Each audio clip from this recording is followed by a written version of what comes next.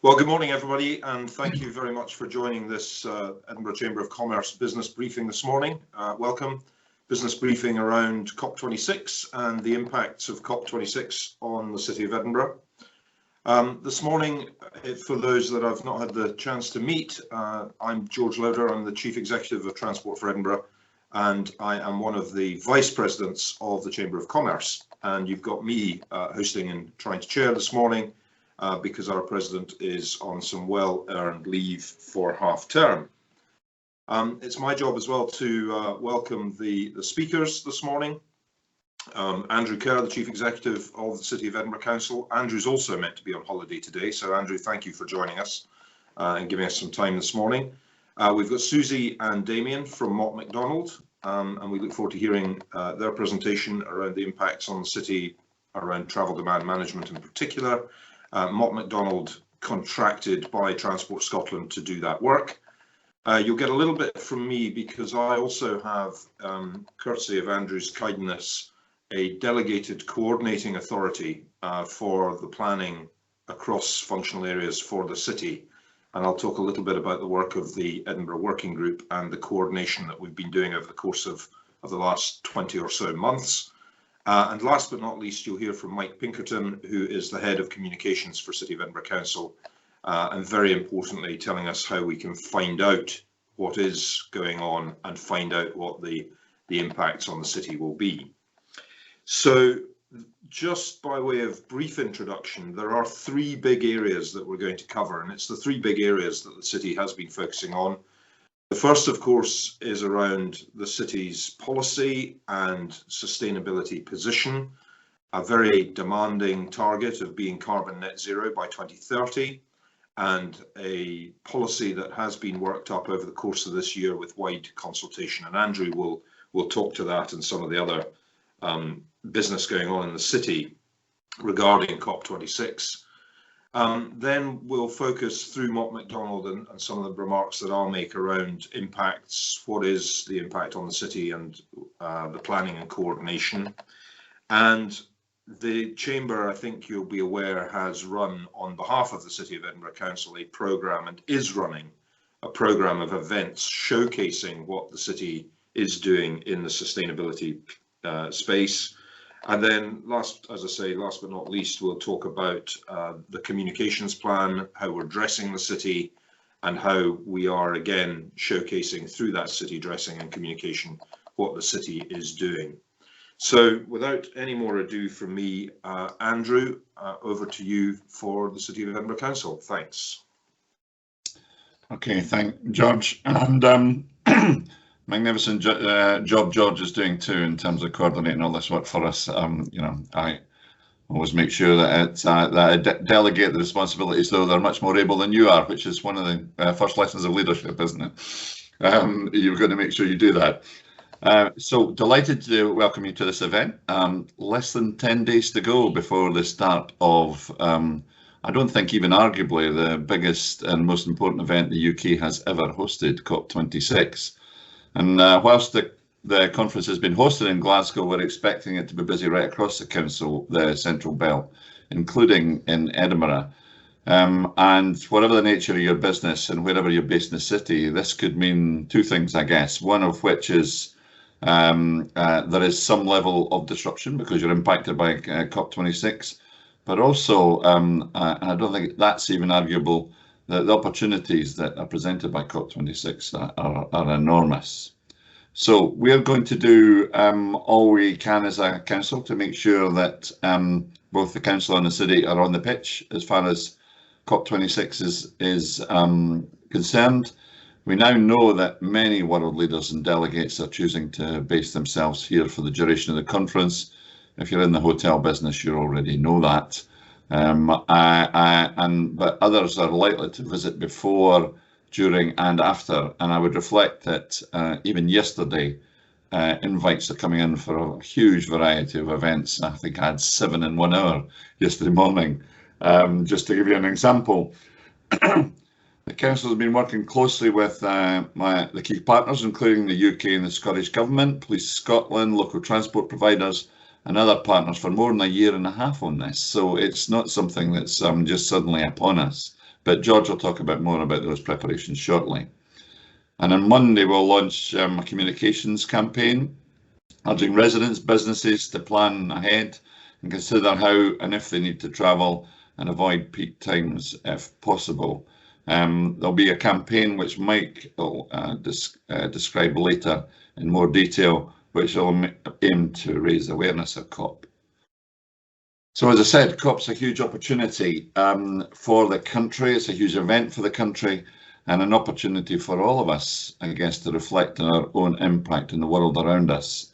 You almost couldn't avoid now to hear, see and feel it on the television and every other media as we go through. We've already had a number of events in Edinburgh run by Liz and her team.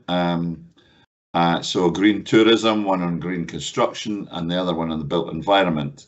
And we've got more to come. So we're looking forward to next week's event on sustainable food and drink, and then the Edinburgh Summit, which will be held during the first week of COP. So I'd encourage you to use those events to support and promote yourself to customers and suppliers about how your business is contributing in helping Edinburgh become net zero by 2030. Which of course is the target that Edinburgh has set itself, and a very, very tough target, which will take all of us working together to get anywhere near achieving. And that's one thing that the council is committed to, but I think the whole city will need to make sure that it leans into that heavily if we're going to get anywhere near it. Other local businesses are playing their part in Edinburgh becoming a greener city, and they're enjoying that visit too. Lothian Buses investing in decarbonising their fleet. Venues are reducing their emissions and providing visitors a way of reducing and offsetting their carbon footprints as they visit too. So Edinburgh offers a huge opportunity to invest in net zero and build a better future for all of us. And I know everyone in this room will have their own list of actions and commitments, both personal and in business, to try and encourage speed and the scale that we're going to need to ensure that our young people inherit a thriving, climate-ready, sustainable city, which is a cleaner and healthier place to live. And if we just think of it in that instance, it's a worthy goal just to have to do that. Whether we get exactly to net zero or not, a more sustainable planet is, of course, a great thing. So council is doing an awful lot in this area, as George pointed out at the beginning. Climate change is maybe the biggest threat facing our planet, and certainly the biggest public health threat in our city, alongside COVID. And that's why the council declared a climate emergency, made sustainability one of its top 3 priorities in our business plan, and is leading the development of a 2030 climate strategy for the city. Consultation on the strategy closed in September and has included the views of more than 900 residents and other stakeholders. And I'm glad to say the initial findings have shown overwhelming support for the aims and a vision for net zero in this city and getting it climate ready as a capital city by 2030. So we're doing an awful lot of work refining that strategy in response to that feedback, and we'll be publishing that at the end of November. The draft strategy, even now though, recognises the challenges we face in reducing the city's emissions. It also recognises that tackling climate change presents an enormous opportunity to invest in the future of our city, both for the council and for its residents and for its businesses. If we get this right, there's huge benefits to be gained in business terms and job opportunities, and improving the health and well-being of our citizens, and just basically creating a better place for our people to live and work. So, as Scotland's capital city, we're leading the way on delivering national net zero targets, despite Glasgow's crimes. Not that there's competition, of course, and building a better future for us all, as well as making sure we do justice to Edinburgh by promoting all the wonderful things we are currently doing during COP. I'm most looking forward to the work we'll do together long after the various heads of state have departed and the COP as an event as the path of this country for other shores to deliver our net zero vision for Edinburgh. And thank you for coming here today. I look forward to the next few weeks so that we can showcase everything we're doing. George, I'll hand back to you.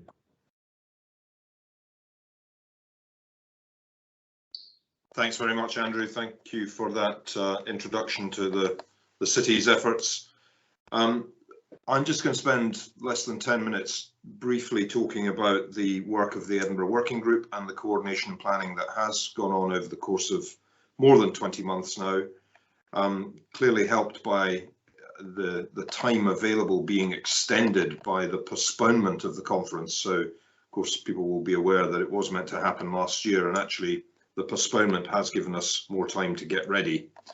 The Edinburgh Working Group is formed of a number of key teams from the City of Edinburgh Council, including, for instance, communications, Mike's team, health and social care, roads, public safety, and many, many more. And in addition, we have all the city partners that you would expect, the airport, the University of Edinburgh, and other strategic partners as part of the working group. And last but not least, the blue light services and the emergency services. So it's a large working group, and it has met recently every other week, and in the final run-up is meeting weekly. But since the early days of its inception, it was meeting monthly. And the purpose of the working group was to share common situational awareness around the planning in Glasgow. Clearly, Glasgow is the host city, but right from the start, it was very evident that there were going to be implications for Edinburgh as the capital of Scotland, not least because we expected some of the world leaders to stay here because their consulates are more often than not based in the city. And again, as Andrew has alluded to, some of the colleagues on the call from the hospitality and hotel sector will be aware in detail of some of the arrangements. So the working group was into the business of communication, of coordination, and of deconfliction wherever possible. And I think I'll start with this business of deconfliction. We were concerned that the middle weekend of COP would potentially be a very difficult weekend for the city, with bonfire night on the Friday the 5th. We have an Independence March on Saturday the 6th. There was the possibility of protest and activism planned for that middle weekend, and there's an autumn test on the Sunday, and a number of other events that happen at that time of the year in Edinburgh still planned to go ahead, including routine things like a football match at Easter Road. So it was potentially going to be a very busy weekend, and it's thanks to the efforts of our colleagues in Police Scotland and Public Safety and others that we've managed to take some of the heat out of that middle weekend. And for instance, we now know that Extinction Rebellion will march in Edinburgh, but they've asked to march on the 31st of October, which is the day of registration for the conference, a week on Sunday.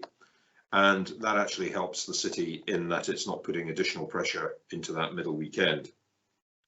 Other events have been moved and deconflicted out of that middle weekend. And helpfully, the pro-independence march that was planned for Saturday the 6th has now been moved to much later in November. So, as I say, a lot of deconfliction and coordination, trying to spread the load, spread the burden on the city across the whole period rather than focusing on pinch point periods. The second thing I'd say is that there will be protest and activism in Edinburgh. We're getting an increasingly clearer picture of what that looks like, particularly in the West. And it won't surprise you that the majority of protest and activism will be in the West. The main protest march will be on Saturday the 6th of November in Glasgow. Estimates of attendance vary between 10,000 and 100,000, and I'm sure that on the day it'll be somewhere in the middle. There are at least 14 groups that have intimated that they are going to march, and in addition to those 14 that have declared they will march, there will be many more. But we know that the main march is planned for Glasgow, not Edinburgh, but it is likely that there will be some activity in Edinburgh. And at the moment, we don't have a lot of detail on what that other activity will be. We know that there is a youth march planned for Glasgow on the 5th, and that Greta Thunberg will attend for that march, and estimates of attendance are in the region of 8,000. For Edinburgh, we had thought there might be a youth march in Edinburgh, but at the moment no one has applied to march in Edinburgh under a banner of youth or young people. And again, that is helpful for the city. There are a couple of groups who have intimated that they will concentrate outside Edinburgh on activism and protests, and we're working very closely with Police Scotland and other agencies to try to understand what that really means. And apart from Extinction Rebellion, I think we have a concern about what Greenpeace might do in the Central Belt, not in Glasgow or further afield. Andrew talked about world leaders. In the early days of planning, we thought we might have about 25 world leaders, between 20 and 25 staying in the city. That number is now up to 54. Many of the world leaders who are staying in the West or staying further afield are coming into, or are planning to come into, Edinburgh as well. And we're working very closely with Edinburgh Airport to understand what that arrival and departure pattern looks like. I won't go into detail, but suffice to say that the majority of world leaders who are coming into Edinburgh are coming in late on the 31st or early on the 1st of November. And it's in the open source. I'm sure you'll be aware that Monday the 1st and Tuesday the 2nd are the world leader days. And of those 54 world leaders staying in the city, the majority will have left by the 3rd. So quite a big impact on the city, an impact on Edinburgh Airport and in the city centre where those leaders are staying. And the vast majority of the 54 are staying in the city centre, and there are colleagues on the call who will know who's staying with them. In terms of, and I know there's been a question already about road closures and traffic and transport management disruption, and we're going to hear from Mott MacDonald in a minute, but it is not currently Police Scotland's intention to close the roads around the hotels where world leaders are in residence. And it is Police Scotland's intention to minimise disruption by operating what they call a stop and hold procedure when they're moving world leaders around. So it's not a blanket closure of roads, it's a stop and hold procedure. You'll have seen that when VVIPs are moved around the capital. And that is aimed to minimise disruption, as I say. In addition to world leaders, we have a number of delegations, national delegations staying in the city, but so far there are relatively few delegations staying in the city. The vast majority of delegations are staying in the West, even though their national leader may be staying in Edinburgh. Mike's going to talk about city dressing a little and some of the effort in there, but there has been a lot of work with Cabinet Office colleagues, with Scottish Government colleagues, and that city dressing work is beginning, but I'll leave Mike to talk about it in a little bit more detail.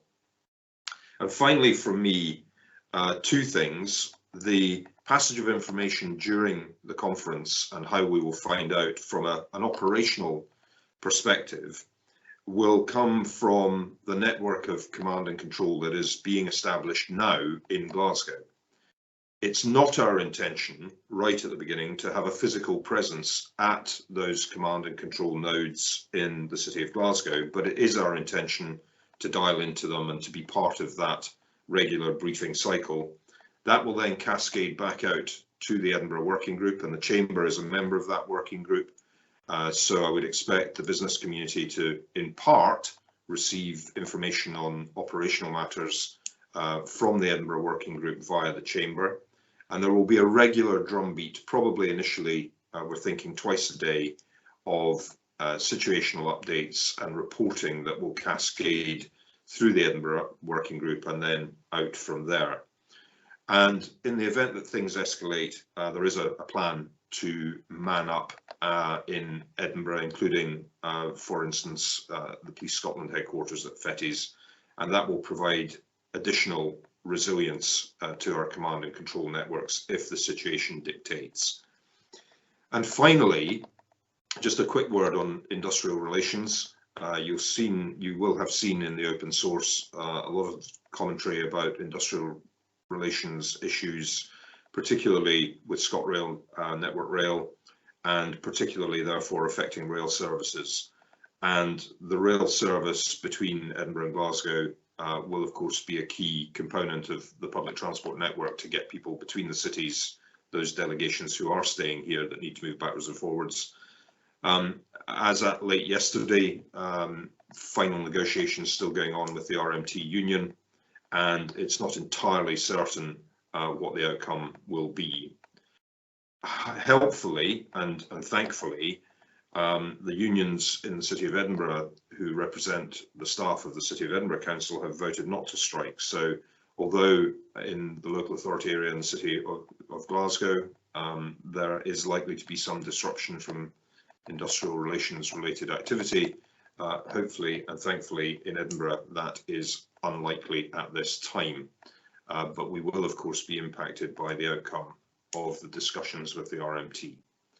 So that's all I'm going to say at the moment, and what I'd like to do now is hand over to Susie and to Damien from Mott MacDonald to hear their presentation on travel demand management. Thank you. Thank you very much, George. So I'm just sharing my screen, and hopefully everyone can see the slide deck now, the Transport Scotland title page. So I'm Damien Price from Mott MacDonald with my colleague Susie McGarver here on behalf of Transport Scotland. We're working with them to help ensure that as many people as possible know about the potential impacts of COP26 and also what you can do to help yourselves best mitigate against those impacts. So Susie and I are going to spend up to 10 to 15 minutes just running through, particularly with respect to Edinburgh, what we know about the impacts or potential impacts on the transport network, the information that's available, and then some advice that you may wish to undertake that's appropriate for your organisation to really try and tackle some of those impacts. So in terms of overall impacts, and of course this is particularly focusing on Edinburgh and travel out towards Glasgow. So just running through some of the key headline issues, and then I'll go into a little bit more detail. And really this actually quite helpfully just draws together a number of the key comments that George has already quite helpfully made. So in summary, for private car and taxi, at the moment, the position is that the only potential for road closures are currently likely to be in relation to that march, which is due to take place on the 31st of October. Now, of course, as a result of the march, there will be traffic displaced onto surrounding roads. So therefore, Central Edinburgh is going to be busy, key date on the 31st of October. And across the entire period of COP, the road network into Glasgow is going to be much busier because of that travel to and from. And as was highlighted with those key busiest days of the 1st and 2nd of November, those VVIP days. And I have put this across all these columns. The thing to bear in mind is that potential for unplanned demonstrations and disruption. So we'll conclude the slides with a summary of where to go for more information. And this is all based on what we currently know is going to happen, but there is that potential for unplanned demonstrations. I'm sure we're all very well aware in the news recently of the disruption caused by the Insulate Britain protests, so we know how unplanned activity by a small handful of people can add to disruption. And there is therefore traffic control operations and a communications strategy and plan and process put in place to try and ensure that information is available to add to what we already know about what's likely to happen. So private car and taxi. For central Edinburgh, largely limited to that day of the march, but travel into Glasgow busy throughout the period with a focus on the 1st and 2nd of November. To help support movement, there is an embargo on new roadworks starting from the 31st of October, but existing works will be continuing and in place. It's just really not practical to stop those that are already underway. For public transport, there will be some impact on bus services on the actual day of the march, of course, with some potential small diversions and then potentially delays on adjacent routes because you will have that displacement of traffic. So again, focus there is the 31st of October, the March day. And as George mentioned, rail is a key area of potential concern. The moment those talks are ongoing, all the information that we cover and that we'll point in the direction of is based on what we know now. But the plan is that based on the picture from early next week, communications will be updated. So it's really just to re-emphasise that point that there's a certain amount of static information that gives you a best understanding of where we are, but that will be added to and updated as the picture comes clearer for any other impacts going through next week and right through the duration of the event as well. And in terms of active travel, of course, it's back to the 31st that the impact is going to be largely felt by the March. But of course, throughout the duration of the COP event, Edinburgh city centre will be busier with more people staying there. There's movements to and from Glasgow, and of course the approach that St George mentioned in terms of the ability to facilitate movements of those world leaders and VVIPs, and the sort of temporary stop and hold, etc. So a number of things going on that will just mean that for active travel, the city centre will be much busier than normal. Just quickly mention that the march, it starts at 11 o'clock in the Meadows and moves up across the bridge into the city centre and then down towards Parliament. We don't know at the moment the number of participants in that, and of course that's one of the things just to take into account. So it's best to anticipate, recognise those closures, that surrounding displacement onto streets nearby, and the fact that yes, 31st of October is going to be the busiest day for city centre Edinburgh. Travel out towards the west, a lot more information that is available. We've got two screenshots there. This one on the right is from Traffic Scotland's website. They have a mini site. We've got the details later on in the slide deck, which will be updated live to show the key routes across the entire transport network. So you'll be able to see on a real-time basis the picture of the road network as it changes to help you plan your journeys. So what we're encouraging people to do is plan in advance, but then check on the day and just before, just in case. I'll leave Susie to go into a little bit more detail on that. And then to the left, we have a series of maps here. This is just a cutout that's showing you some of the routes coming in towards Edinburgh. Motorway network, of course, is going to be particularly busy. Into Glasgow. There are existing roadworks on the M8, which will remain in place. So there's capacity constraints on there. So what we have with the additional traffic, potential for traffic backing up. So the key flag really for travel into Glasgow is beware of the AM and PM peaks on the motorway network on that M8 as being particularly constrained.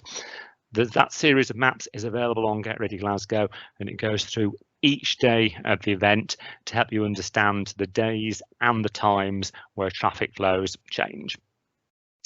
Then moving back to Edinburgh, as was mentioned, a number of events have been rescheduled, managed to deconflict constraints in the city centre, but there are of course a number of other things going on, as there should be. The key thing is for the city to continue and function and support the wider economy and leisure for all those who live, work and play in the city. So there are a number of sporting events going on. There's also bonfire night, and throughout the period there's the Christmas market set up amongst other things. So obviously quite right that the city is functioning as it should be as we go through end of October into November and that start of the build up to Christmas. But it does mean that we are adding in a number of extra people and extra constraints into an already, of course, busy and vibrant city. So in summary, the key messages for Edinburgh specifically, and of course there's a lot more information on the website, on the Get Ready Glasgow website, covering both Glasgow city centre and wider traffic impacts, so Edinburgh as well. City will be much busier with COP attendees, those choosing Edinburgh as their base, and particularly those VVIPs. Potential for unplanned demonstrations. The activist march on the 31st of October will be the key date to be aware of. And of course, roads across the central belt from Edinburgh towards Glasgow will be much busier. Public transport, some impact on buses in relation to the march. Rail is, of course, the unknown question. So at the moment, just to reiterate, key thing is to be aware of where you can go to for more information in order to best plan, and that information is likely to be updated as we get into early next week. So I'm just going to hand over to Susie now, just to go through a few slides on some of the steps that you may already be undertaking, but if not, something you might want to think about in terms of best preparing yourself for the run up to and the event itself. So thanks, Damien. So what do you need to consider as a business? So firstly, thinking about what is the impact likely to be? So where does your business operate and how does it operate? And therefore, what's the travel impact going to be for you and what you need to think about?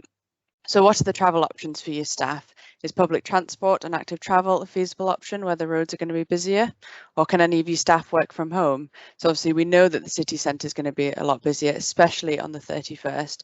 So is there an option for people to work from home and kind of avoid getting caught up into that congestion? Can you stagger your working hours to allow your staff to travel when it's less busy? So avoiding those peak times when we know that delegates are going to be moving between Edinburgh and Glasgow. So we know that it's not only the delegates that are going to be moving, it's also going to be the media and the journalists and everything associated with that. So thinking about kind of peak times and trying to avoid those on the network. And then having a plan. So can your staff have a plan A, B, C? So if they originally thought that they were maybe going to get the train across to Glasgow, is there an alternative option they could take? Could they maybe car share or, you know, get on the bus, or is there an alternative? And it's just planning ahead so that when things happen, you can react to them quickly and you're prepared. So next slide, please, Damien. So how to plan ahead. So it's remembering the 4 R's. So reduce. So if there is an option, can you just reduce your travel? So particularly thinking about those peak days and peak periods. So remembering the 31st of October for the march and the 1st and 2nd for when the world leaders are going to be in the city. The roads are going to be busier. There's going to be kind of temporary shutdowns, that stop and hold. So just being aware of that and thinking about trying to avoid traveling during those times. So remode. So could you staff commute by walking or cycling or public transport? Obviously they're going to, walking and cycling is the best option. It's sustainable and, you know, it's likely to be the least impacted option as well. So retime. So retiming to days and times when the network's going to be less busy. And reroute. So being aware of that march on the 31st of October and thinking about the route that people might be taking. So avoiding, you know, the meadows through to Parliament along George Forth and down the Mile, and making sure that, you know, that area is going to be busy, the roads near it are going to be busy because of displaced traffic. And is there an alternative option to get through where you need to be, A to B? So it's rethinking how your business travels. Next slide, please. So how to plan ahead. So thinking about considering all of your audiences. So firstly, start with your staff. So considering retiming and remoding, but then also it's really important that the best way we can kind of address the impacts and reduce the potential impacts is communicating with our staff. So communicate via your own intranet, using bulletins. There's lots of bulletins available. Transport Scotland's been sending out bulletins, and there's links at the end of this slide to show you kind of where you can get that information, staff briefings and posters. So there's posters on the Get Ready Glasgow website that you can put up, kind of giving people hints and tips on what to do. Business travel deliveries and scheduling. So can you schedule your deliveries and servicing either to reduce them or retime them? So, you know, looking to avoid that 31st of October, is there an option to deliver the day before or the day after? Or, you know, being aware of what time the march is on and maybe making sure that deliveries kind of avoid that time so that they're not getting caught up in the potential congestion that could cause. So visitors. So can the number of visitors be reduced, or can visitors be encouraged to remode? So again, it's that communication with your visitors that this is happening. It's going to be busier in the city. And obviously everybody's welcome to come. It's great to have everybody here, but just making them aware to plan ahead, retime, think about the busy periods and make sure that they're not getting caught up in that congestion and they've got good travel options to get to you. And your customers. So again, communicating with customers. So can they remode, can they walk, cycle, use public transport, and making sure that they're aware of the information. They know what's going on, they know what's happening. So it's going to be busier in the city, and that there might be some roads closed on the 31st of October. There's going to be stop and hold closures, temporary ones on the 1st and 2nd of November. So I think the key here is communication really. So next slide. So top tips. Firstly, plan ahead. So don't chance it, plan ahead to avoid this disruption. And if you'd like more information and more advice, these slides are coming out after this presentation. So you can click on the link and that'll take you to the Get Ready Glasgow website and you can sign up and we'll send you information directly, including bulletins daily throughout the event of what's going on the road network, the transport network.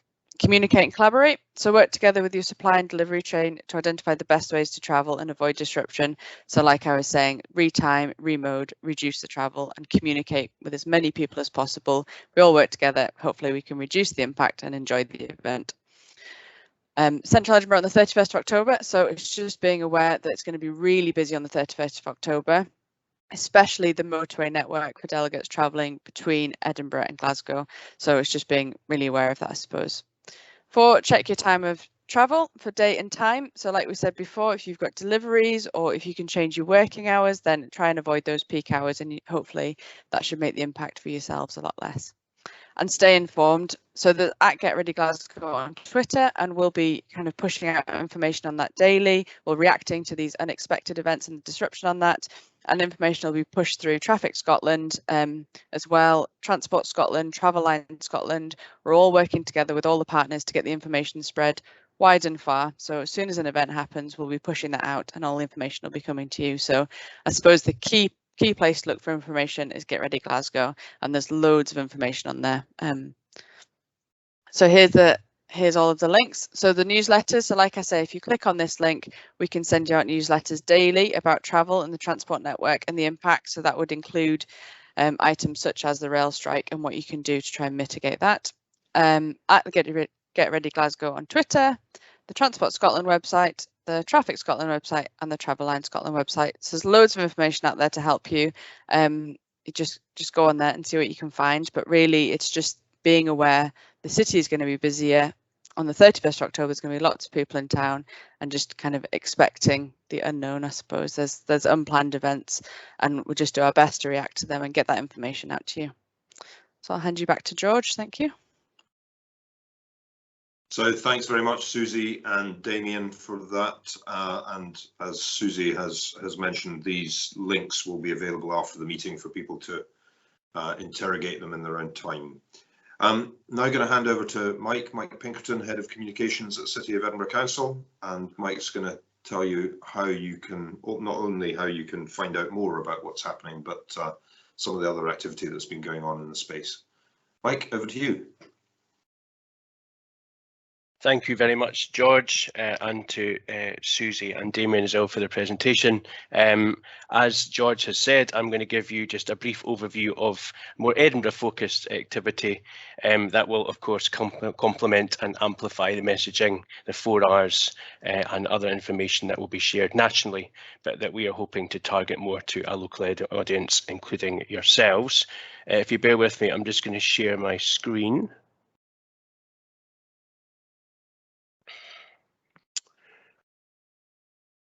Hopefully you can see that okay. So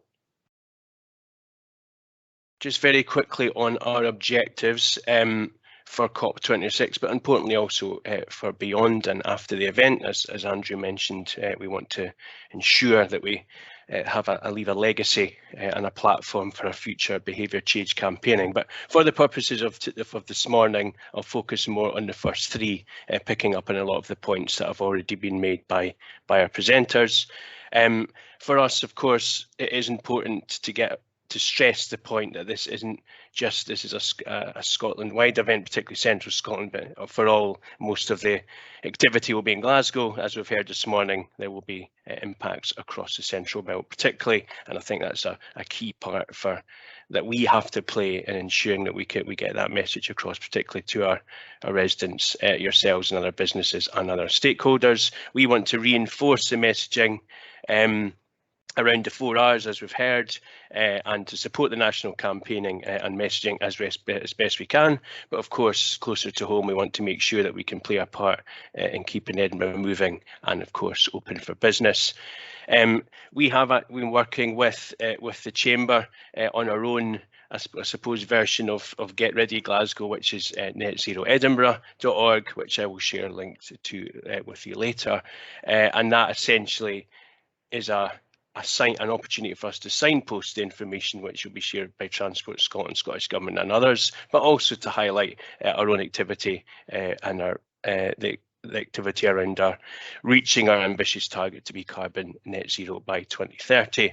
And as I said before, 4 and 5 there are more around the next steps and ensuring that we build on the legacy that COP will hopefully leave. The national campaign has begun, and as you may have seen or heard, that is being led by their new head of travel, the Duke of Wellington. Glasgow's Duke of Wellington is a little bit more active than ours, I would say, and of course spends a lot of his time wearing a cone.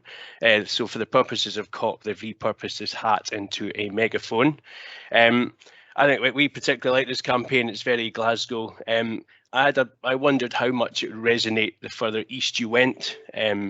I certainly got it, but perhaps, and I'm sure many of you will have too, but I'm conscious that is I'm perhaps more of an in-joke in the west than it is over here. So what we want to do with our own work is to amplify that message, to reinforce it, and also though to make it perhaps more appropriate, if you like, for our audience over here in the east. We work closely with George and Lisa and his team to put together a funding bid, which we took to the Cabinet Office, and we were successful in achieving a budget of around 20k to put towards a local media campaign. It's worth mentioning the Glasgow campaign as well, or rather national campaign, is rightfully focusing more on the west of the country, and we look to buy up some media over this side, focusing particularly on or trying to reach audiences that we might not otherwise reach through our own channels. So using Forth 1 and 2, working with Reach PLC, who are, well, for our point of view, responsible for Edinburgh Live, but also the Daily Record. We're working closely with Lothian and with Tram as well, who have very kindly given us support in terms of use of their digital channels. And of course, we will be promoting the campaign widely across our own channels, chambers, and hopefully following today your own as well. Glasgow's call to action is very much guiding people towards Get Ready Glasgow, and we likewise will be doing that too, but we also want, as I say, to have a more Edinburgh flavour in terms of our communications and advice, and we'll be directing people to our campaign to Edinburgh, to netzeroedinburgh.org. You'll see there some of the messaging that we'll be using on digitally and on our social media channels. As you'll see, it's very consistent, very similar to that you've heard already from Transport Scotland.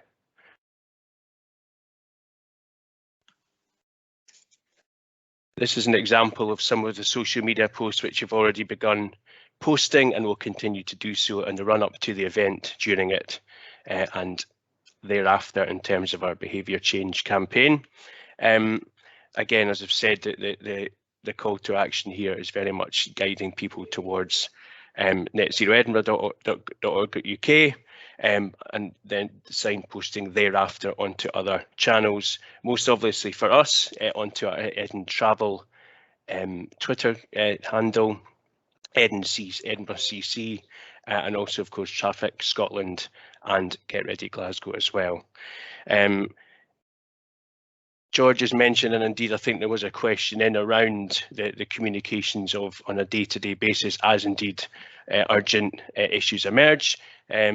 We will have the planned events that we know of, such as the Extinction Rebellion March on the 31st, but of course there's very likely to be other disruption that we can't plan for, because as yet we don't know exactly when that might happen. The key thing for us, I think, is to ensure that we have our information flow is clear. We have a daily drumbeat that George has mentioned already, and that we are working closely with our partners locally as well as nationally to ensure that that flow of information is quick and also that it's accurate as well, and that we then distill that information as best we can for then passing on for our various audiences, including yourselves, of course, but also to the wider public.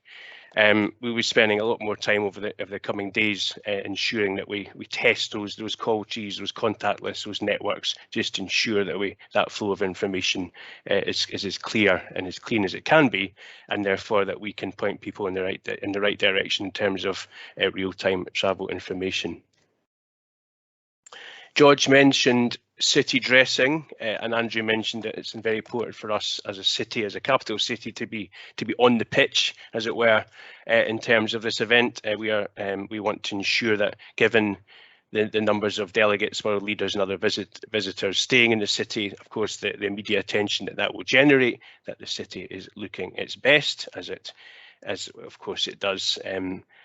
Well, we would say all the time, but we want to ensure that there's the focus over the next fortnight, particularly, is brought to the fore.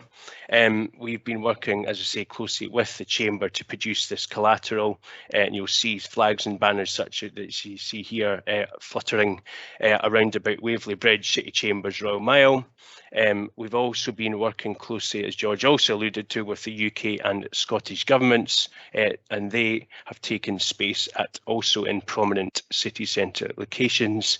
UK government mostly on Princes Street and the Royal Mile, also at the City Chambers. Scottish government focusing more around Waverley Bridge and St Andrew's Square as key transport hubs. But certainly we're pleased with the progress we've made in recent weeks to ensure that the city will look its best during the event. It's worth mentioning as well, we've also worked with the Scottish Government to wrap a Lothian bus and a tram using their new national branding, which you see there on the right. I just wanted to end by touching on the legacy element of our campaign and on our plans for behaviour change campaigning. As Andrew mentioned, we have an ambitious target to be climate ready and net zero by 2030, and that's going to take a lot of work and a lot of change by us all. But we want to use COP26 as an opportunity and as a platform to keep that momentum up post November, and not for that opportunity to be lost. The Plan Ahead campaigning will run as from Monday, and will run from next week and right throughout the event. But straight following that, we will have a number of other behaviour change activities and materials and campaigns running from then. The campaign will encourage people to take part in our net zero challenge online. It will hopefully inspire them to make some changes to their everyday lives, and give them some top tips how they can do that, hopefully in a cost-effective and an easy way. And also from a corporate perspective, many of you have indeed already signed up to the Climate Compact, and we'd encourage more of you to find out about that opportunity and hopefully to sign up. I'm just going to finish by playing you one of our first of our new videos, which is promoting our climate activities, investment opportunities and community projects across the city, and ultimately encouraging people to start making those changes that can help us meet our target. These have been designed to run well beyond COP and to support our behaviour change campaigning in the months and years ahead. These will all be available via a digital toolkit that we will pull together and will share with you all. And I would please ask that you do use and share these and support the campaign. Thanks very much. I'll play the video just now. There's no sound, but we do have subtitles.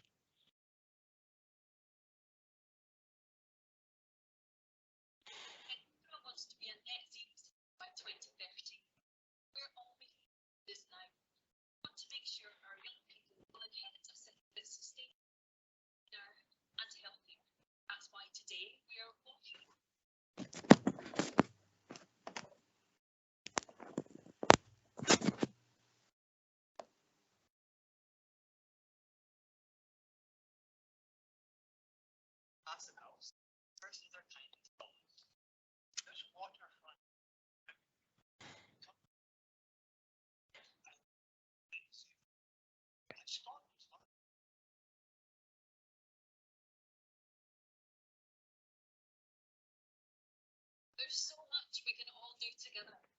There are community allotments of groups like this one. Tourism are making changes from switching inputs to kitchen gardens.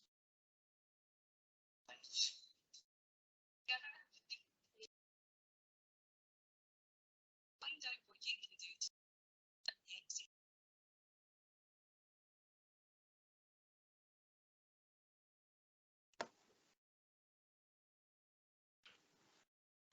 That's great. Thanks very much, Mike. Thank you. Thank you, George. We've got about 8 minutes or so now for questions, and there were a couple of questions that were pre-submitted. I hope that we've answered them because they were around industrial relations and rail travel and road closures. So I think we have answered those. I do know, and there is one sort of second order issue that we are becoming aware of. A large number of businesses were encouraging people to come back to the office from Monday, the 1st of November, albeit in a blended way, perhaps 2 or 3 days a week, in line with guidance and everything else. And there is a bit of conflicting messaging there that we're asking people to think about their journey and to think about whether or not they really need to be in the office that week. Particularly, this is affecting offices and businesses in city centre Glasgow. But I do know it's a conundrum for some of our businesses here in the East as well. We're having a think about that with businesses, and we can pick that up offline. But I'll open the floor now and see if there are any questions. Emma will try to field them, and I'll try and point the question to one of our speakers.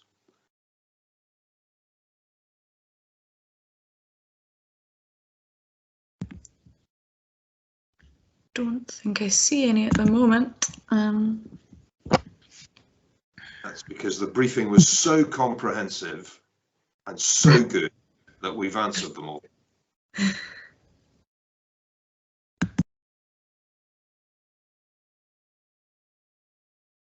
Okay, still nothing. Nope, doesn't seem to be anything. Okay, well, in that case, I'll draw this to a close. People can go and put the kettle on, and we will share all the links. And if you're in any doubt about anything, do not hesitate to shout in the first instance through the chamber or through our project officer, the Transport for Edinburgh project officer, Lisa Freeman. Many colleagues on the call, I think, have already been in touch with Lisa, but either Emma at the chamber or Lisa should be able to point you in the direction of an answer to any query that you have. Thank you very much to all our speakers. Andrew, you can now get back to your day off, and thanks for everybody else, and have a good Friday and a good weekend when it comes. Thank you.